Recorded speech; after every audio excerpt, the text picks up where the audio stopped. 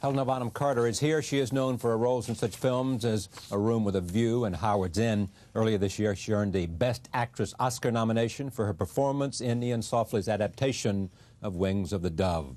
In her current film, Theory of Flight, she plays a young woman battling Lou Gehrig's disease. It marks her second collaboration with actor Kenneth Branagh, whom she appeared in Mary Shelley's Frankenstein.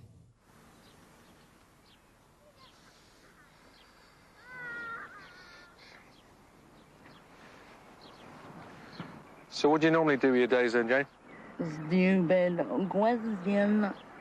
No, I mean, you know, did you read, do you watch videos, or what do you do?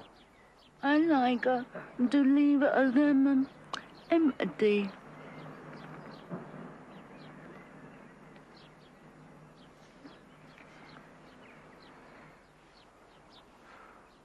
Right, I'll take you back then, shall I? Why did you volunteer?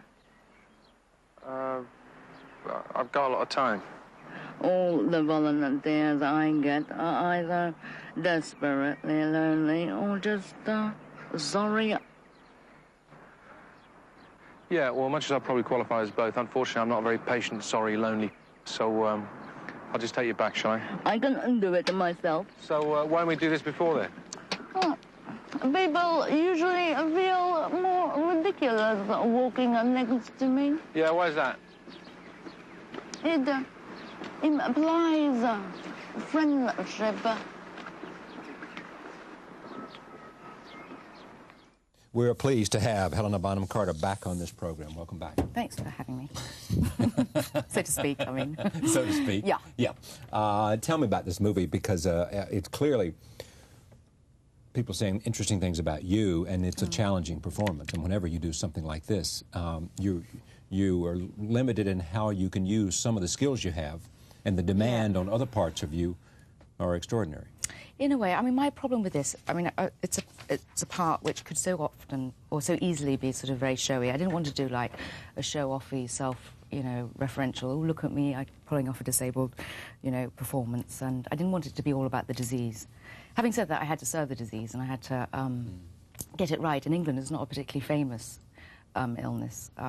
It's a ghastly fact, but there are not enough famous people who've had what we call MND or ALS, Lou Gehrig's disease. But I approached it, then when I actually came to do it, I thought, right, okay, so I'm losing my voice, so I'm going to have much less intonation and inflection. I'm not going to be able to move that much. And we sort of diagnosed Jane, decided what stage of the disease she was in. But I tried to approach it, and I'd read something of Oliver Sacks, which I'd always remembered, which is something about saying there's a gift, the disease can be a gift, and that it can bring out, if you're limited in some ways, you find other areas of expression or other facets that lie dormant in if you're able-bodied. So I thought of, for instance, and it was certainly there in the writing, so it wasn't really up to me, so it was all done for me, but Jane is somebody, because she's losing her voice, she's got an incredible economy with language, and very, very funny too, but so there was that, and there was all sorts of ideas that I had, none of which was sort of occurring to my brain. How did you prepare for it? I had a sort of 3-week crash course in motor neuron disease, basically. I wrote to contacted the MNDA, the association. They flooded me with pamphlets, all the things and information that I would get if I had the disease myself. I met speech therapists and physios. I met somebody who has the disease, and I just found out as much as I possibly could. But then it was, I didn't want to make a sort of documentary of the disease, and it was more to do with how she reacted. So I was always saying, well, there's this, but how does she what's her reaction to it? And equally, something that I was saying earlier about if you sort of have you're limited in ways of expressing yourself. I thought that Jane is such a bold and vivid and vital character. She has she'll express herself, and because she can't express herself completely freely vocally, she'd express herself in other ways, like with her clothes, and she'd wear bright clothes, and she'd have like the jacket, she'd have clothes that would literally speak, and she has a T-shirt. The Lucky Strike jacket I saw as I was sort of like driving through Camden Town, I saw, well, that's so much her, and I love the irony of it too. She's got a fantastically unpolitically correct sense of humour, which I loved. But what do you find inside the head of people who have the disease? I mean, what do you look for in terms of where, you know, well, there's a terrific amount of view on life. Well, I mean, there are many ways you can respond, I think, if you are suddenly issued a kind of death warrant, I guess, or a death sentence. And so in Jane's case, she's somebody who just feels, right, there's a clock ticking, I want to have certain things. She prioritises. She's got very strict priorities, and one is she's a virgin, she wants to have sex. She's somebody who desperately wants to grow up, basically, before she dies. I think that often happens when you're disabled, is that you sort of become somewhat infantilized and people sort of treat you like a child. And I think she's somebody who's very frustrated because she'll have only known what it was like to be a child. And I think in a way that it's a story of two people who haven't quite grown up. She hasn't grown up but wants to. And Ken's character is somebody who has everything going for him but does not want to grow up and doesn't want to accept, you know, adult responsibilities. What would you do if somebody, your doctor tomorrow said, it's unthinkable. 6 months. Absolutely unthinkable. I don't know. I carry on smoking guilt-free.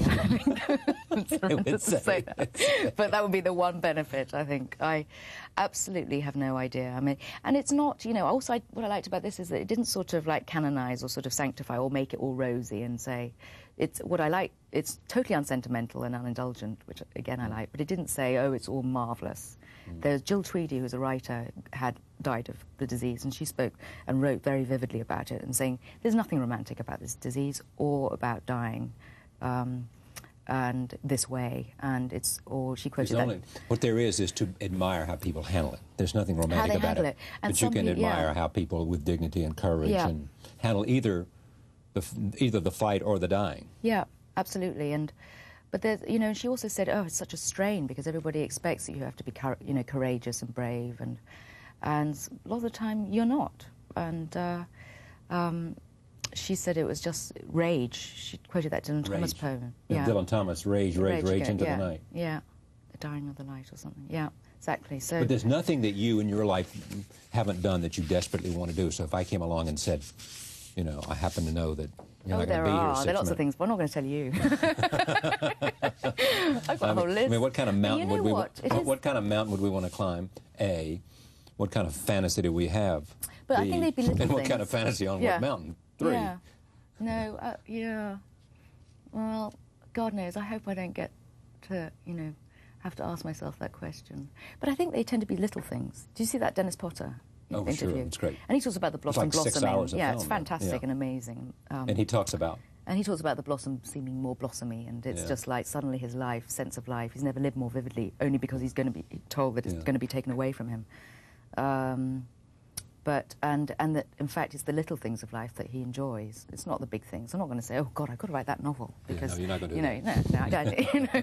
You're going to make sure that you enjoy what's around you. Yeah, I think it would be the little things and the people, actually. Yeah. I know a friend of mine who died, who actually, a wonderful man, but he'd done some things. He was a very tough political operative. Yeah. And he called people and apologized to them. And he said, I'm really sorry, I didn't, you know. You remember that time I crushed you? Well, you see, they did point out in one of those leaflets, the MND said there is an upside. It's horrible to say, but there is an upside to knowing that you're going to die, in that you can prepare for it and you can prepare everybody else for it. And also you can do practical things like wills, you know. Yeah. And make it easier for those who are going to be left after. Because God knows a lot of people die without much thought about, you know, what's left after. Yeah, but on the other hand, there are a lot of people that, you know, today do know, and so therefore do have a chance to, in a sense, say those things that they want to say to people and do all of that kind of stuff. Your dad's in a wheelchair. Yeah, has been in a wheelchair for 20 years now. Yeah, we've talked about that here. Not due to, thank God, this disease, but due to But he knows immobility.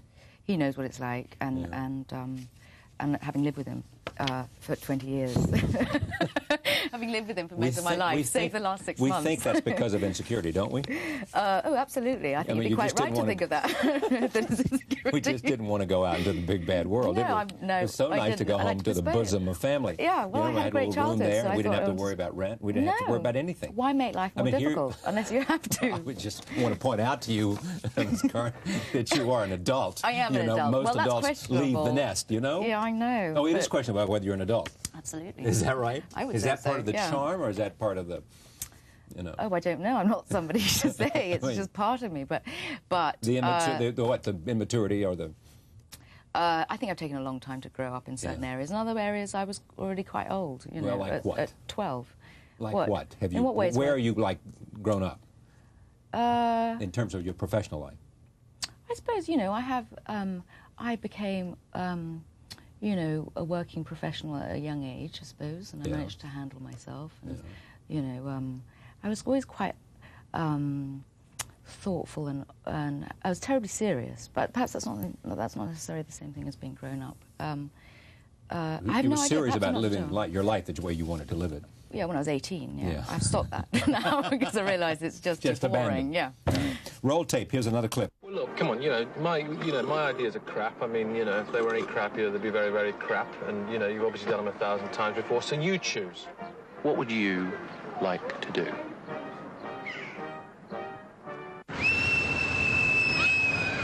You can't go on that. Why not? Because you can't. In my afternoon, Yeah, but they probably won't even let us. I let the young children with their parents. I'm not your parents, so think of something else. What kind of man are you? A flimsy one. So, you know, think of something else, or I will. Take me home. Look, Jane, that's not very fair. Take me home.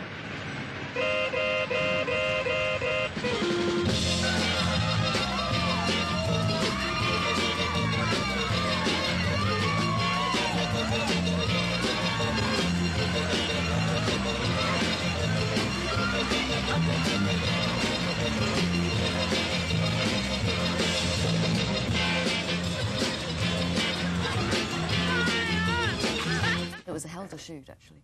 It was a what? Hell to shoot, because we both got rather sick going round and round and round. Why, because you had to do it over and over and over and over and I had over? to do it about 10 times, you know. Yeah. You like amusement parks? I do, actually, but not, you know, This is for the half an infantile hour. part of you. Yeah. Exactly. Yeah. I like it, but not going for, you know, 2 hours round and round and round. Now, how is it to work with Ken? I mean, the fact that you are... Together. Together, whatever. There must be a better word than together. But well, you know. there are many. But I think people get the gist. We got it. Right. How was it? Well, we were a bit Exactly apprehensive. when did this relationship begin? Wouldn't you And like how to did it begin? Well, yeah. There's certain things I like to share, other things I don't. But and anyway. this is in the latter category. Yeah. So moving on, what was it like to work? Now, how do you feel about working with a guy you love? Or the guy you sleep with, however you want to put it. Yeah, I think we've moved on from that, but anyway. No, but I mean, there is a... Do you want to carry on? Yeah, yeah, okay. I do. So what it's like? Well, it was... mean, Can I speak? Yes. Yes. Okay. We were both apprehensive. We were a bit apprehensive because we thought, well, one, you know, certainly the British press, they're going to talk more about, you know, the fact that we're, you know, acting together rather than would that upstage the film. And we thought, Christ, if you're right for the part, it'd be stupid to not, you know, to not do it for that reason. So, and then we thought, well, it might sort of undermine concentration because my concentration isn't, you know, necessarily completely consistent. And also, acting's basically lying, and whether knowing somebody terribly well actually, you know, will undermine that lie that you can just sort of, you just see through it. So we auditioned together. I just laughed throughout it. But he was obviously so right for the part. And in the end, it was easy. It was as easy as anything. It was totally harmonious. I can't be but blandly, boringly nice about it. It was, and I think it helped. He has a great sense of humour. And we're both not particularly very serious on set. So, and I think it helped, given that we have a certain emotional intimacy already automatically there, and I think that helped for the emotional scenes. We won't talk about any, you know, any other kind of intimacy. But anyway, is that right? I thought I'd let you go on and on. No, you know? No, you can speak now. Oh, can I? Yeah, you can. May I speak now? Yeah. You used to talk about the fact that you were never comfortable with your body and your beauty. Somehow that... God, the things I said. I know. Oh, no, it's only because you I had want to say take something. That back? I feel a bit better now. You do? Yeah. Feel better about... I think once you're past 30, well, certainly since I've been past 30, you sort of shed complexes because they're too boring, you know. So you think, Christ. And not in a sort of Pollyanna-ish, boring, glad game, you know, way. Having played that part, it did make me think a bit like, hang on, you know, yes, my legs aren't 6 foot long and they aren't concave and all that I want them to be, but at least they work, you know. So, but that's so sickeningly sort of, you know. concern about those kinds of things. It's sort of too sort of Pollyanna-ish, if you know what I mean. And you've grown up, so it's silly for you to talk exactly. about this, isn't it? It's a children's book, and you probably haven't read it anyway, so it's not a very good point of reference. So, but you're also beyond this sort of Merchant Ivory Girl type thing too, aren't you? Well, I think I am because I'm older, and you know, there are other people coming up, so it's time for them. You know, there are other people playing the parts, and you mean the sort of ingenues, yeah. Yeah. Yeah. I wouldn't mind, you know, if I got another corset part offered me, I wouldn't not do it because frankly, the typecasting's been done. There's no, you know, it's not. You can't undo that except by evolving into another thing. It doesn't matter. I mean, now at least I'm getting, you know, parts that from, at least within the profession, I think I'm very typecast, or sort of there's an image that people see me as the, you know, Edwardian corset person. Edwardian what? Corset person. You know, you were both tired and coughing. I know, sorry. It's okay. And smoking, too. Are you not going to stop smoking? Yeah, soon. Yeah. You lie. Definition of soon. Like in 5 years. Soon will be the next century, will it not? When I'm 40, sure. Next decade. Yeah. Do you get a lot of stuff now? I mean, are people, because of the Academy Award nomination? Yeah. You know, so you get a lot of roles offered to you. I do, but I don't know how long it's going to last. I mean, you know, the circus is about to begin again with a whole new set of people. Yeah. So I don't know whether it's going to last any longer. So I think, you know, of course... Do we worry about that? Of course I do. I worry like any other actor, you know. Yeah, that someday, tomorrow, they won't want me ever. Suddenly stop, no. This is my last movie. Nobody will ever want me again. Yeah, exactly. Yeah, what's the new movie with Brad Pitt and Edward Norton? It's a film called Fight Club, and it's somewhat dark. I would describe it as a sort of psychological thriller, directed by the man who did Seven and The Game. What's his name? David Fincher. He's supposed to be terrific, isn't he? He is absolutely terrific. Very talented. And what's the story? I'll just do this now. Unintelligible. You can say, well, let's do it now so I don't have to come back in July. Exactly. Yes. The story I can't even describe it. I promise you, and that everyone's been wandering around for the past 6 months because we literally finished it like, well, I finished 2 days ago.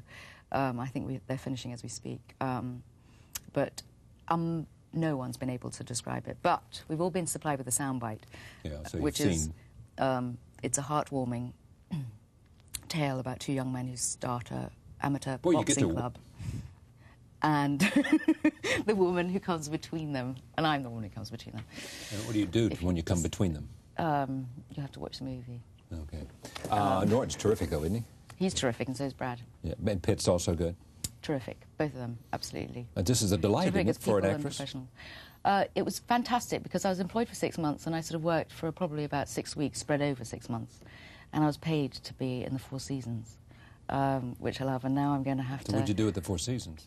Oh, I swam a lot and I read a lot and I phoned up concierge and room service. Send me up. I had a very nice holiday. It was a paid holiday. Yeah. And every so often I had to go into work and smoke a few cigarettes. So it's been, I've had a very nice time. Now I have to go home, and where there is no concierge and room service. And it's just Dad. No, I'm going to be on my own now. So you're out now. So yeah, I'm out. It's official. It's not so there. interesting, my domestic arrangement. Yeah, I'm living. I have my own house. I have moved out from my parents. Can we handle this? So far, everyone's coping well. Parents are, and child is too. Yeah. Right. No, it's fine. Thank you for coming. Not at all. Thanks for having me. It's always great to see you. Say hello to Ken. I will. Helena Bonham Carter. The film is called Theory of Flight. Back in a moment. Stay with us.